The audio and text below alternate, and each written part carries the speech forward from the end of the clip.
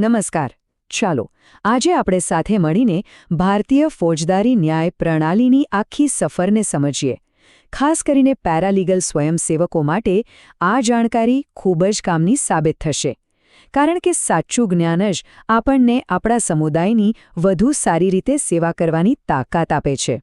તો ચાલો શરૂ કરીએ આ મહત્વપૂર્ણ સફર. તો સૌથી પહેલો અને સૌથી મોટો સવાલ, જ્યારે કોઈ ગુનાની જાણ પોલીસને કરવામાં આવે ત્યારે ખરેખર થાય છે શું? આપણે ફિલ્મોમાં તો ઘણું જોયું છે, પણ વાસ્તવિકતામાં કાયદાના ચક્રો કેવી રીતે ગતિમાં આવે છે? આખી સિસ્ટમ કામ કેવી રીતે કરે છે? ચાલો આ જટિલ લાગતી પ્રક્રિયાને એકદમ સરળ રીતે સ્ટેપ બાય સ્ટેપ સમજીએ. સારું, કોઈ પણ રમત રમતા પહેલા એના નિયમો જાણવા પડે, બરાબર ને? બસ એ જ રીતે આપણી ન્યાય પ્રણાલીની આ સફર શરૂ કરતા પહેલા આપણે એના મૂળભૂત નિયમો એટલે કે આપણા કાયદાકીય માળખાને સમજવું પડશે. આ એ પાયો છે જેના પર આખી સિસ્ટમ ઊભી છે. જુઓ, કાયદાના મુખ્યત્વે બે મોટા ભાગ છે. એક છે દીવાની કાયદો એટલે કે સિવિલ લો. આમાં બે વ્યક્તિઓ કે પક્ષો વચ્ચેના ઝઘડા આવે, જેમ કે જમીન મિલકતનો વિવાદ હોય કે પછી કોઈ કોન્ટ્રાક્ટ તૂટ્યો હોય. અહીં લડાઈ બે પ્રાઇવેટ પાર્ટીઓ વચ્ચે છે. હવે બીજી બાજુ છે ફોજદારી કાયદો એટલે કે ક્રિમિનલ લો. આ કોઈ બે વ્યક્તિઓ વચ્ચેનો મામલો નથી. ચોરી, મારામારી કે હત્યા જેવા ગુનાઓને આખા સમાજ વિરુદ્ધના ગુના ગણવામાં આવે છે. એટલે અહીં ફરિયાદી કોણ બને છે? સરકાર પોતે.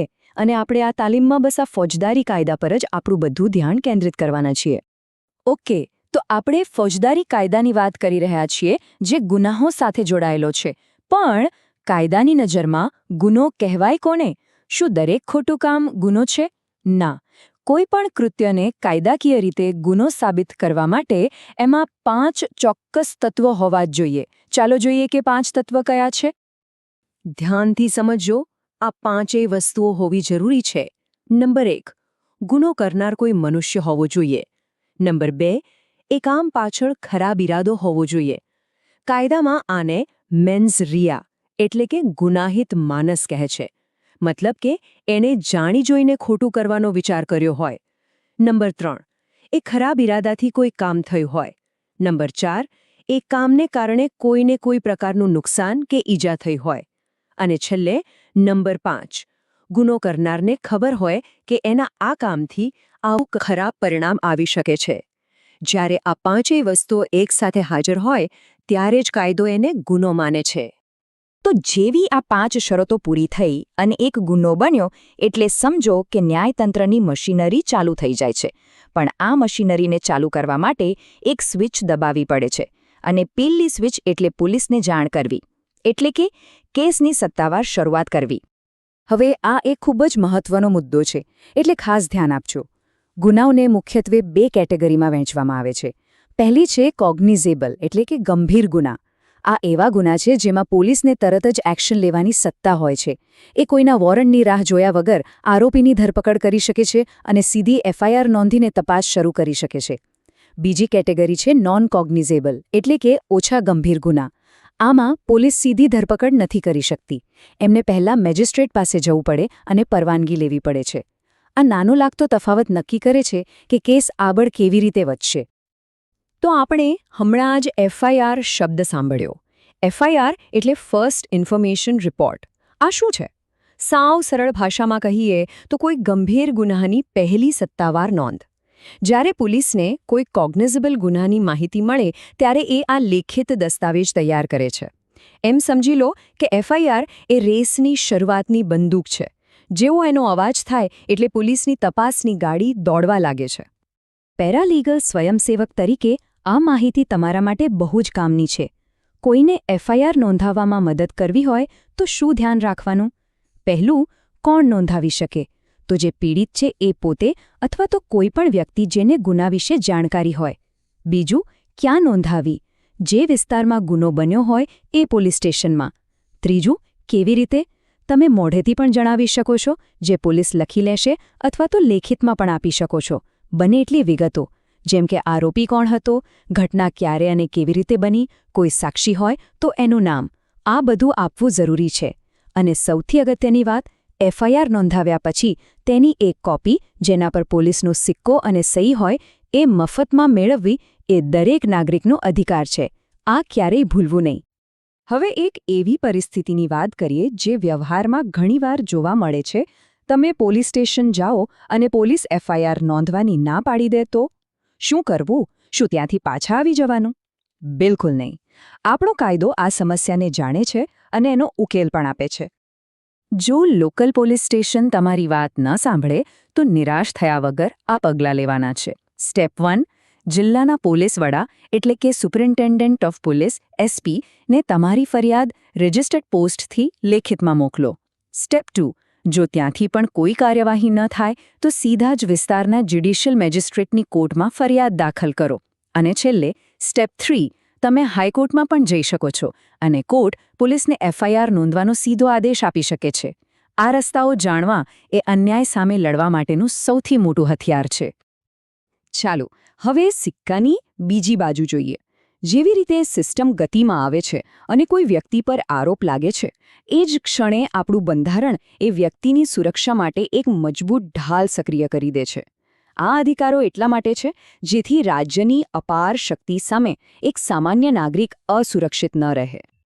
જ્યારે કોઈની ધરપકડ થાય છે ત્યારે તેને તરત જ અમુક અધિકારો મળે છે. જેમ કે તેને જાણવાનો પૂરો હક છે કે તેની ધરપકડ કયા કારણોસર કરવામાં આવી રહી છે. ધરપકડ કર્યાના 24 કલાકની અંદર તેને મેજિસ્ટ્રેટ સામે રજૂ કરવો ફરજિયાત છે. તેને પોતાની પસંદગીના વકીલને મળવાનો અને સલાહ લેવાનો અધિકાર છે. અને જરૂર પડે તે પોતાની મેડિકલ તપાસ કરાવવાની માંગ પણ કરી શકે છે. આ કોઈ વિકલ્પ નથી. આ કાયદાકીય ફરજો છે જેનું પાલન થવું જ જોઈએ. આપણા બંધારણનો એક ખૂબ જ મહત્વનો નિયમ છે જેને ડબલ જીઓપાર્ડીનો સિદ્ધાંત કહે છે. સાદી ભાષામાં એનો મતલબ થાય છે બેવડી સજા પર પ્રતિબંધ. એટલે કે એક જ ગુના માટે કોઈ વ્યક્તિ પર 2 વાર કેસ ચલાવીને 2 વાર સજા ન કરી શકાય. જો કોર્ટ કોઈને એક કેસમાં સજા આપી દે કે પછી નિર્દોષ છોડી મૂકે તો બસ એ વાત ત્યાં પૂરી થઈ ગઈ. એ જ ગુના માટે ફરીથી એને કોર્ટમાં ઘસડી શકાય નહીં. આ સિદ્ધાંત ભારતીય ન્યાય પ્રણાલીનો પાયો છે. જ્યાં સુધી ગુનો સાબિત ન થાય ત્યાં સુધી દરેક વ્યક્તિ નિર્દોષ છે. આનો અર્થ શું છે? આનો અર્થ એ છે કે જેણે આરોપ લગાવ્યો છે એટલે કે ફરિયાદી પક્ષે કોર્ટમાં એ સાબિત કરવું પડશે કે આરોપી જ ગુનેગાર છે. આરોપીએ એ સાબિત નથી કરવાનું કે મેં ગુનો નથી કર્યો. સાબિત કરવાનો બધો જ ભાર સરકારી વકીલ પર હોય છે. આને બર્ડન ઓફ પ્રૂફ કહેવાય છે. તમે ફિલ્મોમાં સાંભળ્યું હશે, તમને ચૂપ રહેવાનો અધિકાર છે. આ માત્ર ડાયલોગ નથી. આ આપણા બંધારણના અનુચ્છેદ 23(3) આપેલો એક મજબૂત અધિકાર છે. આનો સીધો મતલબ એ છે કે કોઈ પણ આરોપીને પોતાની જ વિરુદ્ધ બોલવા કે સાક્ષી બનવા માટે મજબૂર કરી શકાય નહીં. પોલીસ કે કોઈ પણ એજન્સી કોઈને કબૂલાત કરવા માટે દબાણ ન કરી શકે. સારું, તો અત્યાર સુધી આપણે જોયું કે કેસ શરૂ કેવી રીતે થાય છે અને આરોપીના અધિકારો શું છે. પણ હવે એકવાર કેસ શરૂ થઈ જાય પછી કોર્ટની અંદર એની આખી યાત્રા કેવી હોય છે? તપાસથી માંડીને છેક અંતિમ ચુકાદા સુધી શું થાય છે? ચાલો એ આખો રસ્તો જોઈએ. ચાલો આખી પ્રોસેસને એક લાઇનમાં જોઈએ. સૌથી પહેલાં FIR કે ફરિયાદથી શરૂઆત થાય છે. એના આધારે પોલીસ ધરપકડ કરે છે અને તપાસ શરૂ કરે છે. પુરાવા ભેગા કરે છે. તપાસ પૂરી થાય એટલે પોલીસ કોર્ટમાં ચાર્જશીટ ફાઇલ કરે છે. હવે કેસ કોર્ટમાં પહોંચી ગયો. કોર્ટ આરોપો ઘડે છે અને પછી શરૂ થાય છે અસલી ટ્રાયલ, જેમાં સાક્ષીઓને બોલાવાય છે, વકીલો દલીલો કરે છે. આ બધું પૂરું થયા પછી જજ પુરાવાઓના આધારે પોતાનો ચુકાદો સંભળાવે છે, દોષિત કે નિર્દોષ. અને હા, વાત અહીં પૂરી નથી થતી.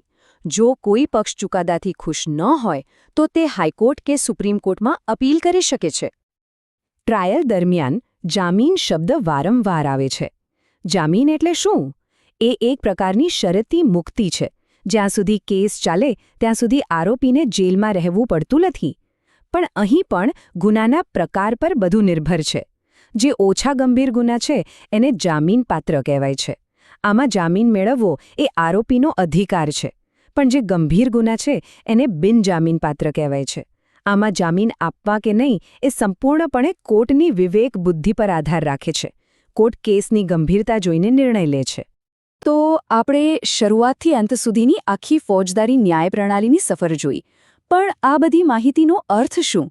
સૌથી મોટો સવાલ હવે એ છે કે આ જ્ઞાનનો ઉપયોગ કરીને એક પેરાલીગલ સ્વયંસેવક તરીકે સમાજમાં શું બદલાવ લાવી શકાય? આ જાણકારી માત્ર માહિતી નથી, એ લોકોના હાથમાં ન્યાય મેળવવા માટેનું એક સાધન છે. આ વિચાર સાથે જ આપણે આજની ચર્ચા અહીં પૂરી કરીએ છીએ.